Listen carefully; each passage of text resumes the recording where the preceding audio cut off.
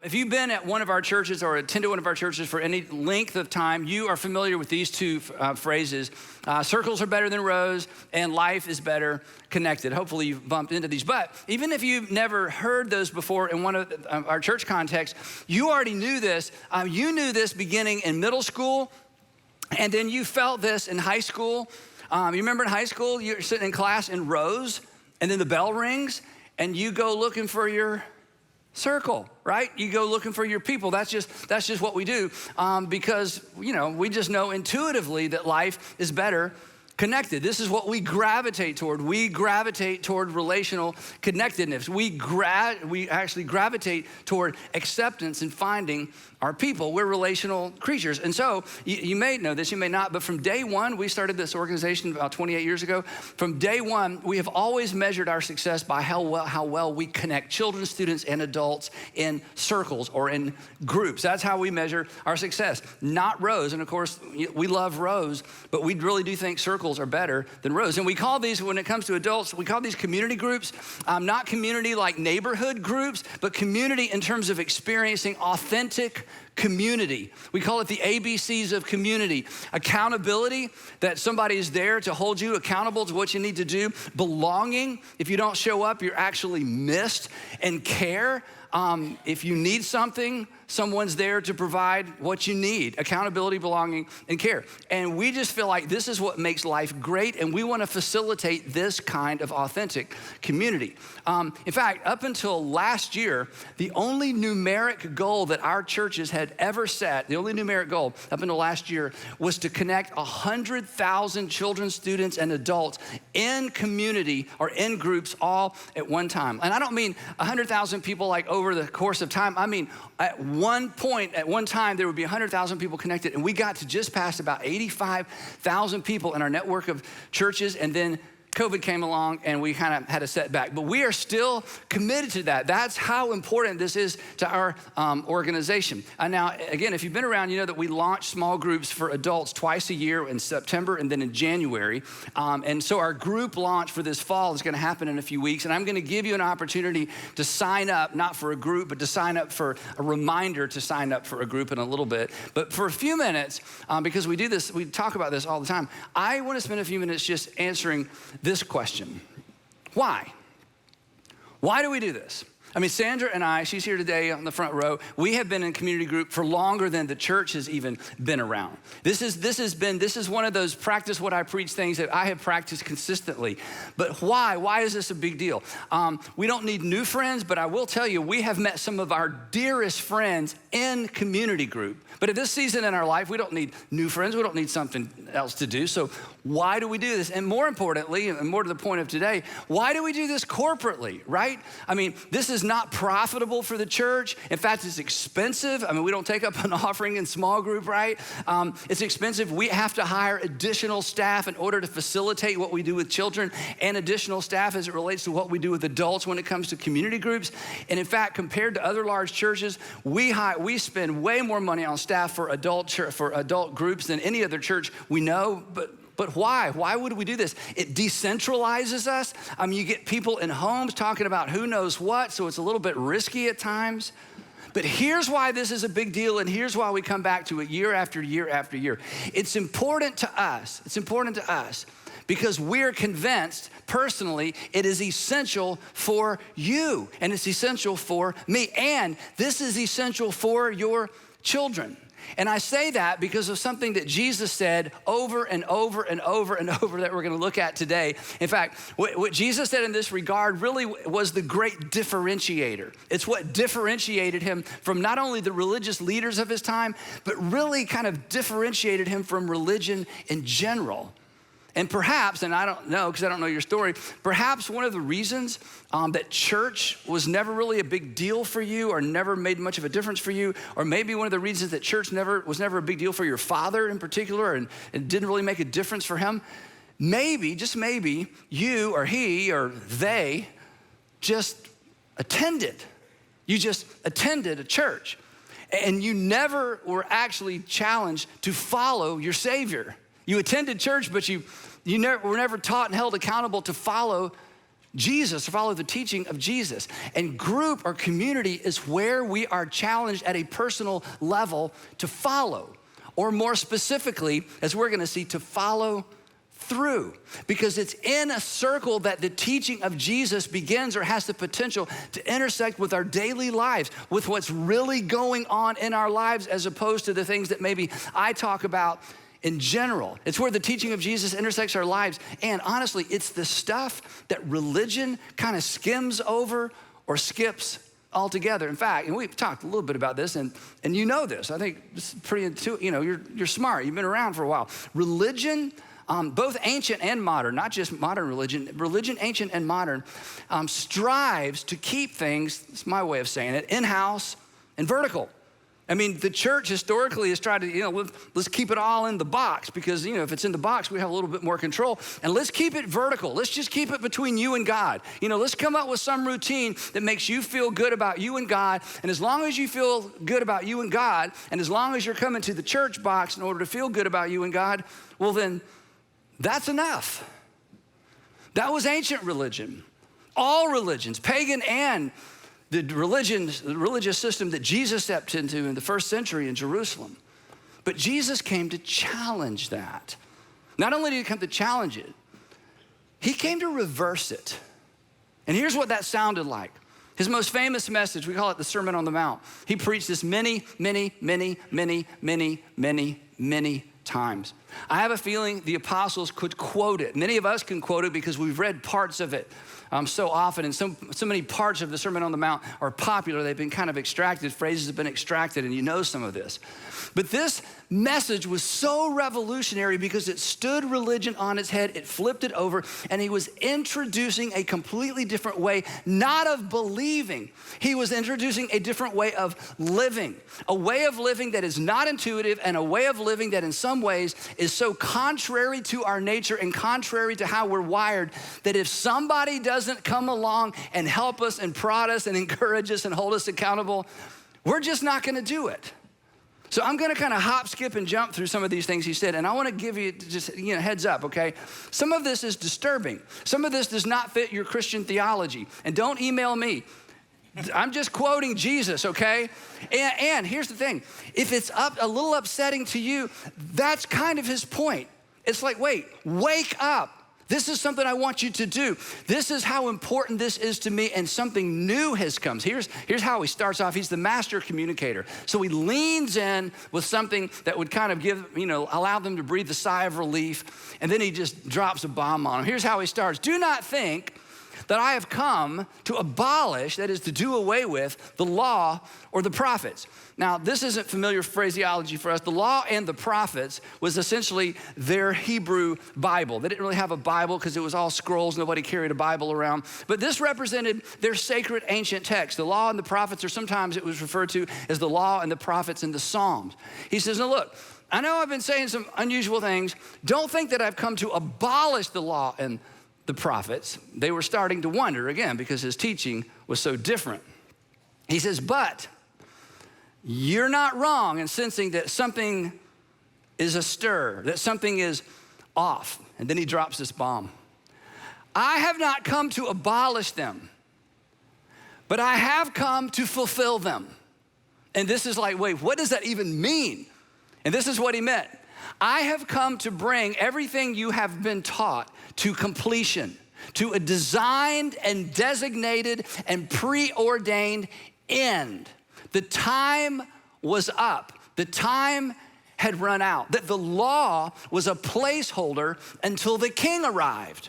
And now the king is here. If the law was an airplane, I'm landing it. If it was a homework assignment, I'm finishing it. I'm completing it. This isn't that I'm doing away or abolishing it. I have come to, ready? I have come to illustrate it in such a way that you'll know exactly how to, and this is his phrase, practice your righteousness. And this was so confusing and offensive to them until after the resurrection. His point is simply this: I've come to show you how to live. I've come to show you how to live this out. I've come to show you how to live out the principles of the kingdom of God here and now that will impact everyone, not just those who believe, but even those who don't believe. And here's the good news. You can practice it in the comfort of your own home. In fact, you need to begin practicing it in the comfort of your own home. And then, instead of going vertical, like here's how to please God and keep God happy, he immediately goes horizontal. He dives directly into what was practical, relational, personal. He gets all up in their business. And he's about to get all up in ours. Anyone who is angry, he said, just angry, haven't done anything, just angry. Anyone who is angry with a brother or sister will be subject to judgment. We're like, whoa, just for being angry? Yeah. Anyone who says to a brother or sister, raka, is answerable to the court. You're going to be held accountable. This was a statement. It was as a put down. It was basically making fun of somebody because they're ignorant or an idiot or stupid.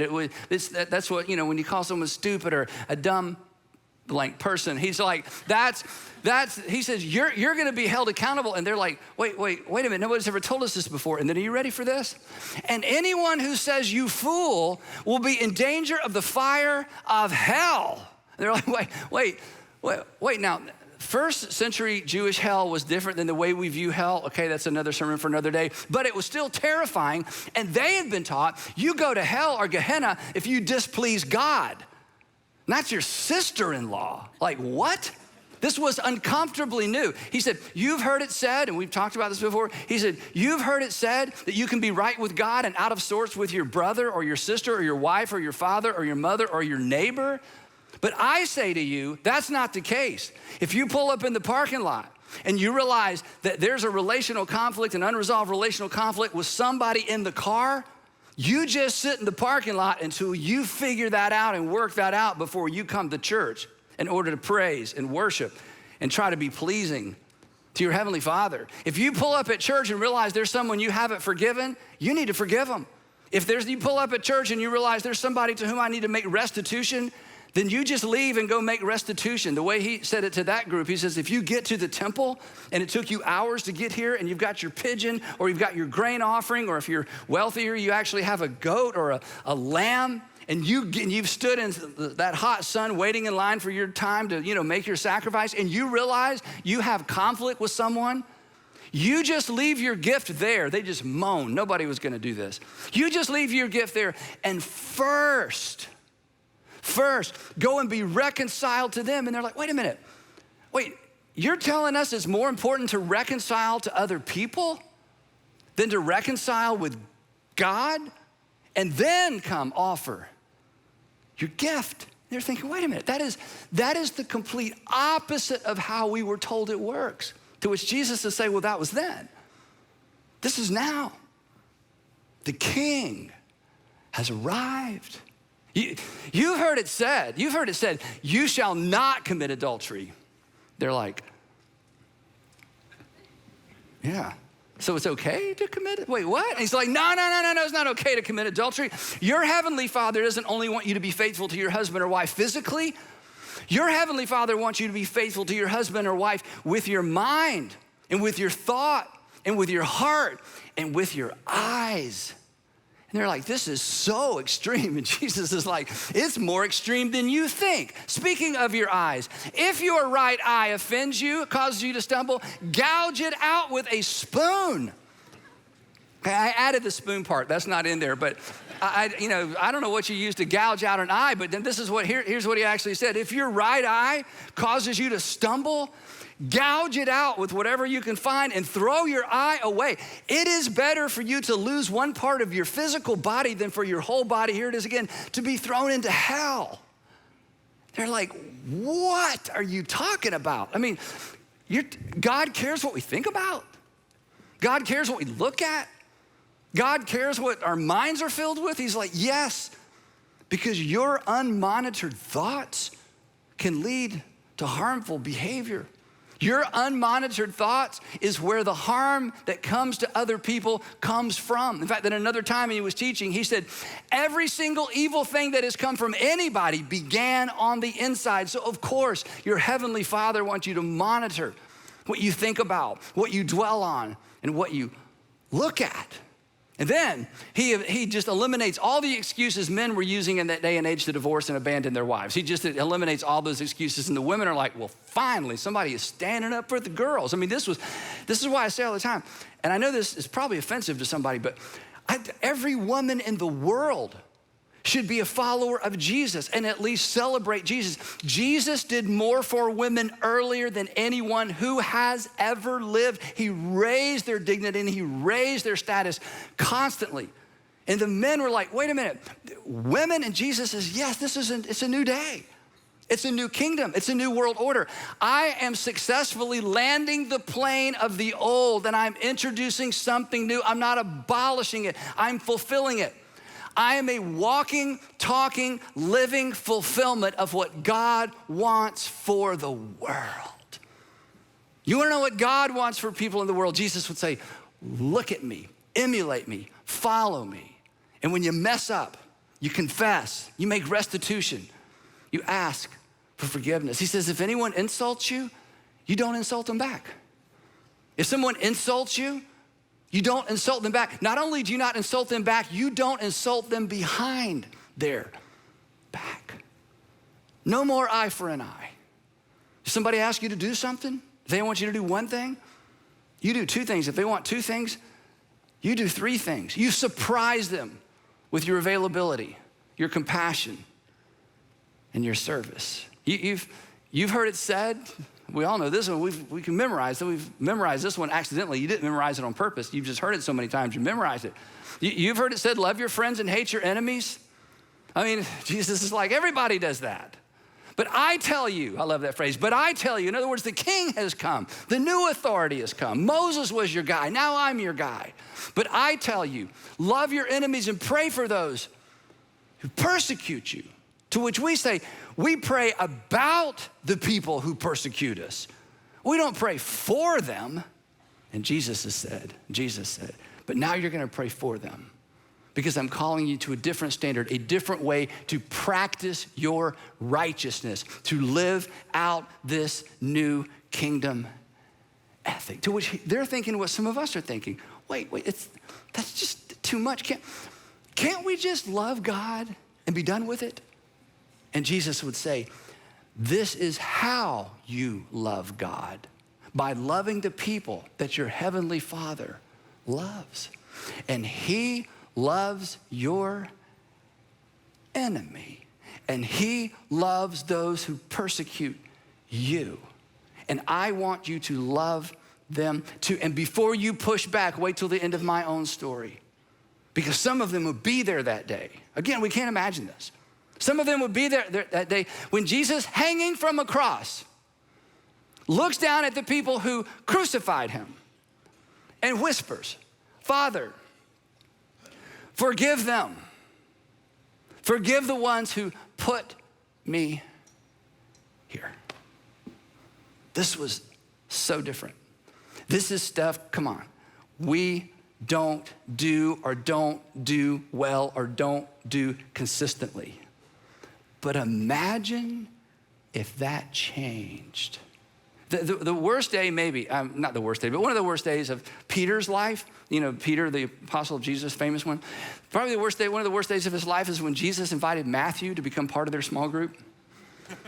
Because they're walking along and Peter and Andrew and James and John, you know, they're business owners, small business owners, you know, they got this thing going on. And they stop at this tax collector's booth and Jesus says to this Levi, you know, hey, Levi, Matthew, I want you to come be a part of my small group. And they're like, oh no, we don't even talk to him. We don't even look at people like him. We're not gonna associate with him. He can't go with us. And Jesus said, oh yeah, he's going with us.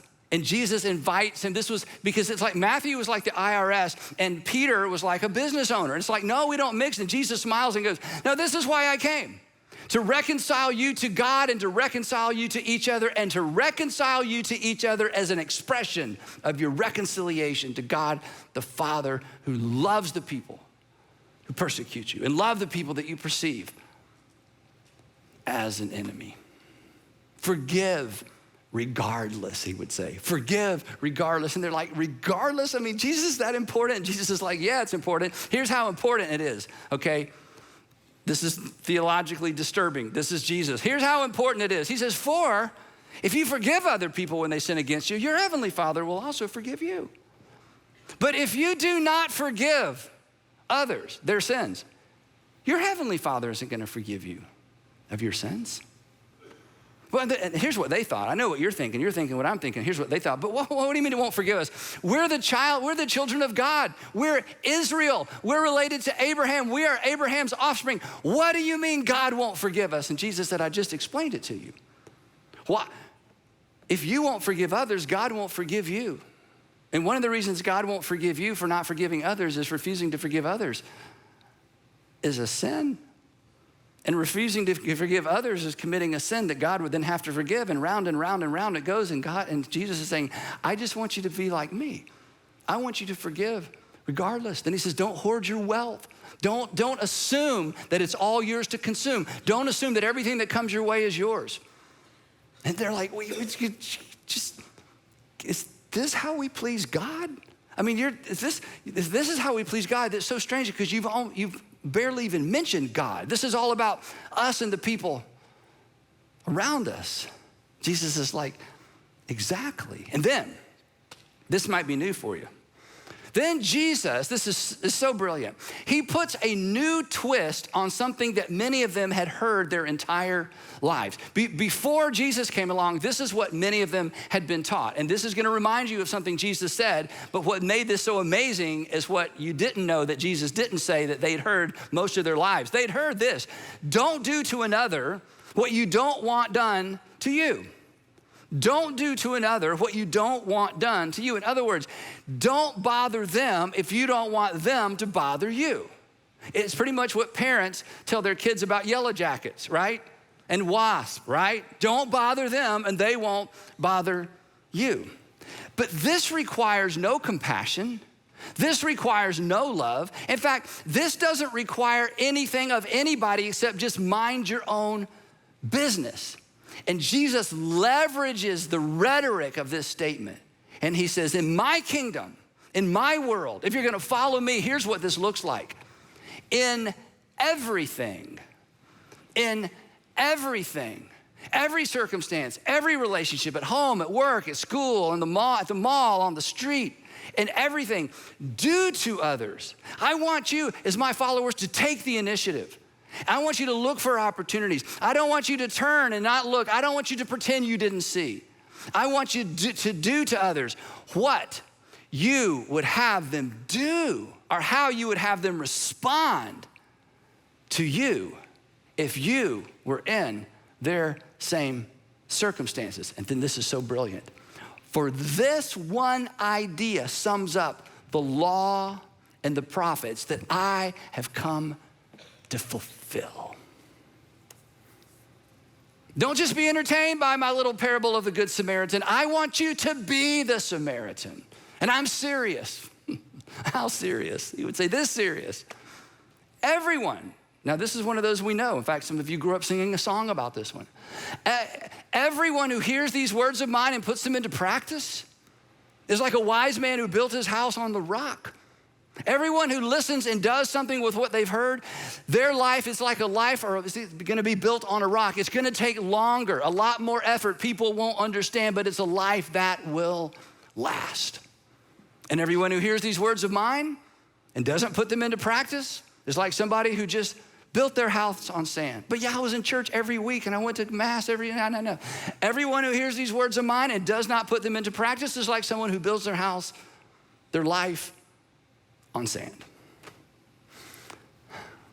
So I tell you all the time, follow Jesus through the Gospels. When he finishes this message, he walks down the mountain and begins practicing what he preached. He touches a leper. Do unto others as you would have others do unto you. I'm not gonna mind my own business. I'm gonna get involved in his business.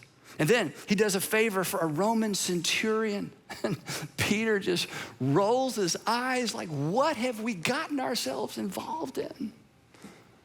What they didn't know, what they couldn't know, what I wish we knew more about is that following the resurrection, there would be a generation of Jesus followers who would take the teaching of Jesus, this extreme, impractical teaching of Jesus seriously. And they would live that way. And they would give that way. And they would forgive that way. They would one another that way. Because this was his way. This was the way. This was the way of the kingdom. And it would shake an empire. And the day would come. They could not imagine this in the first century under Tiberius and then eventually Nero. They couldn't imagine that one day Roman emperors would worship the crucified day laborer from Nazareth, Jesus of Nazareth. Not because of what those first and second and third century Christians simply believed, but because of how they lived their lives. But unfortunately, eventually, the church, and church leaders in particular, started cramming it all back into the box, into the church building, dressed up with new imperial type traditions. Show up, listen to a homily, recite a few things, confess a few things, and then just go on about your life. The church recreated the very thing, in some ways, Jesus came to dismantle. Vertical, individual, detached religion. As long as I'm okay with God, it doesn't matter how I am with everybody else. But here's where you come into play. Here's where we come into play, regardless of where you live or where you're watching from. There's always been a remnant. There's always been a group of people that say, no, we are going to be doers, not just hearers. And I want us to be a part of that group, and I want you to be a part of that group. So here's the question that maybe Jesus would ask at this point in the message. I don't know, this is just me imagining. He may look at us at this point and say, you want to be a part of that group? Yeah. You want to be a part of my kingdom on earth rolling out for the whole world? Yeah. Then he may ask us, well, then how's your doing? How's your doing? Are you doing? Or just mooing? You know what I mean by that. That's good, Pastor. That's convicting. You gonna do any of this, honey? Me neither. Sure is good. I never heard that before. That's amazing. I'm gonna share that tomorrow in my Bible study. You gonna do any of that? No, it's just impractical. I'm not gonna do that. This is why you need a circle. Because it doesn't matter how clear I am and how compelling I am or interesting I am. It doesn't matter. If you don't do it, if I don't do it, we don't make a difference. We're playing a game. We're not following Jesus, and this is why you need a circle. You need people to ensure that you're doers and not just hearers and appreciators and Jesus fans. He doesn't need any more fans. Give me a J, I don't want fans. I want followers, and we need people around us to ensure that our faith has feet. So let me ask you this way, does your faith have feet? Are we living this way, doing this? Now, when we first started the church 28 years ago, in fact, today's kind of an anniversary, but actually it's 2 anniversaries. I wasn't gonna say this, but it's actually our wedding anniversary today, yes. Thank you. 35 years, that's a big one, okay. It's also another anniversary, I'll tell you about it another time, but anyway, the point is, when we started the church, we just come out of the most tumultuous, emotionally taxing season of our lives. And it had to do with my dad and me, and we were just at odds. I mean, like way at odds. I've written about this with his permission, because we eventually worked that out and reconciled. But I mean, at the time, it was bad. And of course, I was right, and I could not convince him he was wrong. I do not understand this. I mean, I'm a pretty, and he was right and I was wrong. And you know how it is with the people you disagree with. Aren't you right? Of course you are. Of course you aren't, right? I mean, that's just human nature, right? So, I mean, I was angry and I was hurt and I was blaming and I was complaining. And the problem was, of course, I know all about forgiveness. I know I can't, especially hold something against my dad. How ridiculous is that? I know all about, claiming my slice of the blame pie. I've taught all that stuff. I get all that. I know the sermons. You know what I needed? You know what we needed? I needed somebody to prod me to practice what I actually preach. And Sandra would tell you, we would tell you, in that season of our lives, do you know who came to the rescue? our small group. We were in a group and they listened. I'm telling you, they got us through. When I say they listened and listened and listened and listened and listened, and then they listened to the same stuff over and over and over and over and over because we just had one story to tell, you know, and they loved us and they pushed us and they held us together and they held us accountable. And maybe so much of what I'm doing now, we're doing now, is because of their love for us in that difficult season. So here's my point. If you're gonna live this out, not if you're gonna believe it or be interested in it, if you're gonna live this out, walk this out, figure this out, work this out in your world, you're gonna need some people around you. You're gonna need some people who can help you figure it out. And here's why. Because as I say all the time, life is complicated. I mean, your situation, your circumstances are complicated. I make it sound easy. Just follow Jesus, see you next week. I mean, that's, you know, every week you feel like I'm preaching the same sermon. Just follow, I know, Andy, you say that all the time, follow Jesus, I'll see you next week. And you leave thinking, Andy, that's easy for you to say. You don't understand my parents. You don't understand my marriage. You don't understand my business, my finances. You don't understand what I'm coming into, just walked out of. You don't understand my industry that I'm in and how we're struggling. You don't get it. And you're right. How could I? I live in a closet at the church. So of course, I could never help you figure out how to walk through and walk out the teaching of Jesus in your personal life because I don't walk in your shoes. But you're not the first person. You're not the first Christian. And there are people who've been where you are, and there are people who are where you are. And we need each other. This isn't extra credit. This is essential to walking and talking and following Jesus. Again, people who can help you figure it out, sort it out. I chatted with a group about 2 months ago. I just ran into them. This is a group of married couples, and they're all in blended families. And when they found each other, do you know how they felt? It was like, finally someone who understands what it's like to parent in a blended family. When they found each other, it was so powerful. There's no way I could speak into that intelligently. They need each other, and when they found each other, it was like a breath of fresh air. And now they're figuring out how do you sort this out and walk this out in these particular unique circumstances. So yes, you have some difficult circumstances, and yes, I make it sound easy, but no, that's not an excuse not to engage and follow Jesus. And not only are there people who are where you are, who have been where you are, you're where you are. And one day you will have been where you are, and God will use you in the life of other people. But not because you get to wear a microphone, but because you find a circle of people and you can say, I understand. So, as much as I like talking to Rose, this can't be as far as it goes. If you're going to practice what Jesus preached, you need, I need, we all need a circle. We have men's groups, we have women's groups, we have married groups, you name it, we got it, and we want to help you find it. And here's how it works. If you attend one of our Atlanta area churches, our group launch is on August 20th.